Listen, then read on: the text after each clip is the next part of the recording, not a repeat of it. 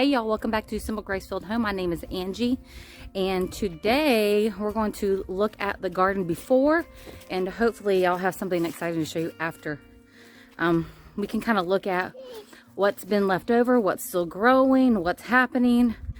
So I'm going to show you my madness, and don't think too awful of me. It's a little crazy because as I've stated in a previous video, my gardening endeavors did not go very well last year, with being sick and in a car accident and having COVID, just all kinds of crazy stuff, right?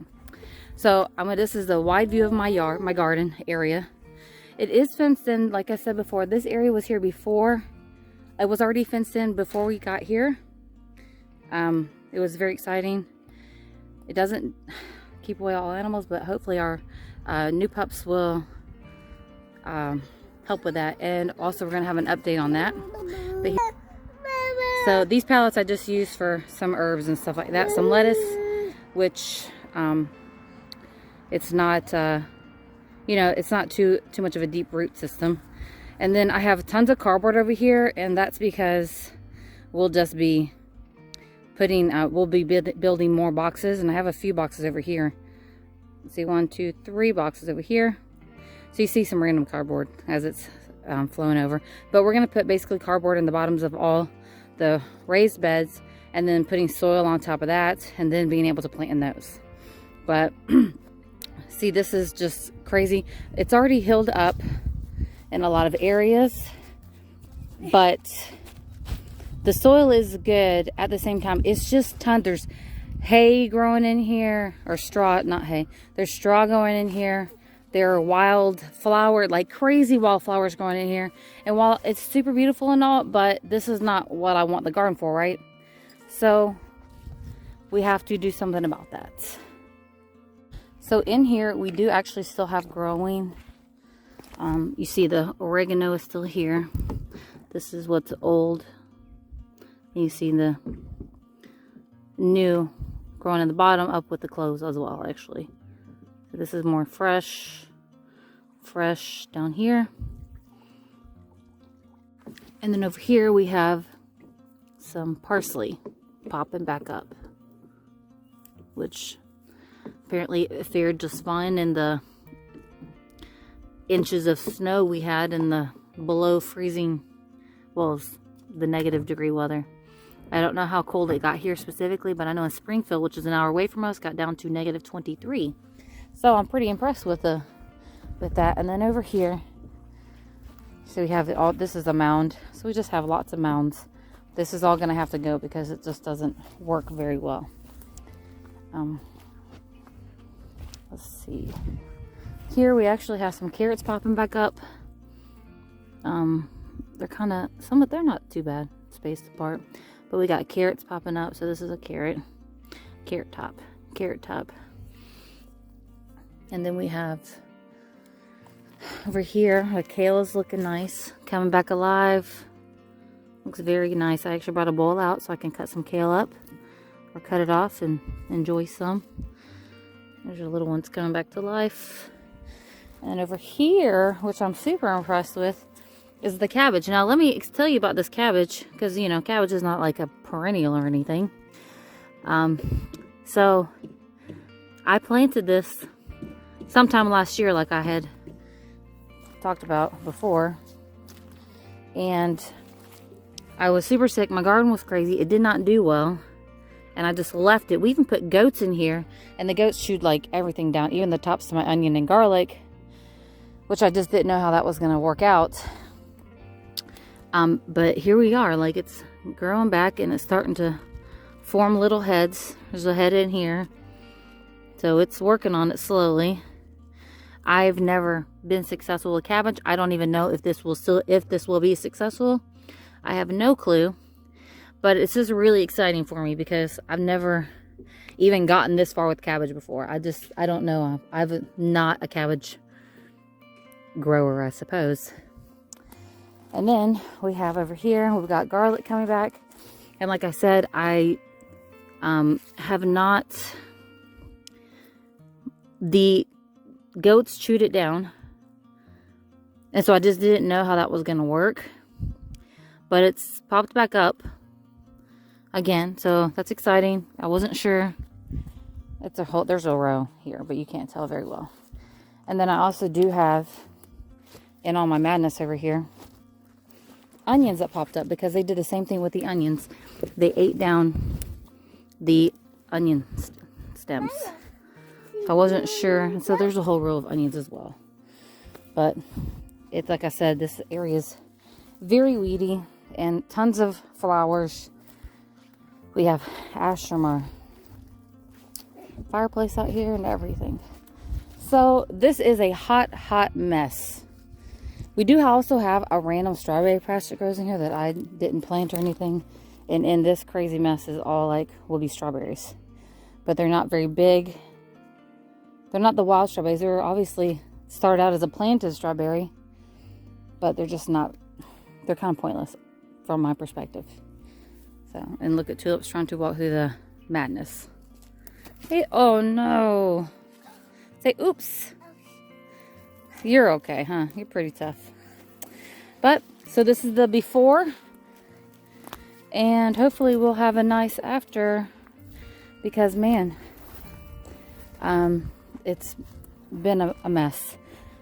We're going with boxes. No more in ground. I'll probably leave this small area over here where the kale and the cabbages and the onions and the garlic. I won't mess with that area at all. Which will be nice because, oh, there is asparagus that I did also plant on the back row over here. On the very back close to the fence. There's an asparagus row. So this year we're just doing boxes, which I'll be doing soon. And we'll also be doing some trellis with cattle panels and whatever these things are called. I can't remember at the moment. But anyways, for the update with our pups. Man, we had a very sad day a couple weeks ago. 6 o'clock in the morning. Sitting down, drinking my coffee. Enjoying some quiet time before my children wake up. And I heard an awful noise. And I knew what it was immediately. One of our pups, Simba, had been hit by a car. And he was killed instantly. I had to run out and pick him up and carry him out the road because I didn't want, obviously, him to keep getting run over. Because that'd be so awful. As it was already super awful. Was not very happy about that. Still very sad about it. He's a very sweet boy. Which I was really sad. They were doing such a great job. We're keeping them away from the road. Because, again, as I was explaining, we're very close to it. So, and it's not, we park right there, so it's very hard to build a fence, which I've contemplated over and over and over. But to build a fence right in front of our house is where we park at, and that would just require some finagling on not parking. I don't know. I just don't know what we would do. So I've actually, and I'm waiting for, I ordered an in-ground invisible fence system to train them better, maybe, to stay away from the road. I wanted to do the one that you didn't have to put in the ground because we do live in a very rocky area and it's just ridiculous to get in the ground. But that creates a circle around the base, and we can't have that because we live on 9 acres. We need them to be able to roam. So what I did was order the in-ground one, which is going to be difficult. And while it still has to be a closed circuit, I'm just going to make a rectangle basically in front of the house where it's open, because most of the perimeter is fenced. Not great fencing, won't keep in, like, you know, goats or anything, because it didn't. But it will give me, I will have enough area to be able to just create a rectangle in front of the house where it is open. So I'm hoping that will work. We did get another pup because Nala was very sad, and I feel awful for her. And plus, it is important for us to have two so they can work together. And Tulip is carrying water. Let's look. Are you going to water something? I don't know what you're doing, baby. So we got another pup. He's We have them over in the chicken area now. It's a large enclosure, so they got plenty of room. And we're just gonna keep them there so they can bond, and then also so that when the collars get here and I can get the fencing in before I let them back out and try to train them to stay away from there. And then after I've trained them, then it won't be, hopefully, a big deal. I would just hate to lose another animal. I hate it. It's awful. It's one thing when you lose a chicken. It's another when you lose your dog, because you definitely bond with the dog, right? So anyways, this is the sad news of our pups. So Simba has passed away. We buried him, and we enjoyed the time we had with him because he was so sweet. Nala's a little more rambunctious, and she likes to play with Tulip a little more, and the way she's more jumpy, but she's a pup. What do I expect, right? So hopefully this new pup, who we've also named Simba for the sake of not confusing Tulip and trying to get her to learn another name. So hopefully this will be okay, and they will be with us for many, many years to come.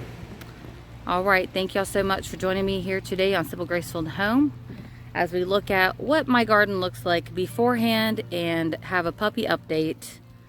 The sad news. All right, y'all have a wonderful day. Thank you so much for visiting us here on the homestead.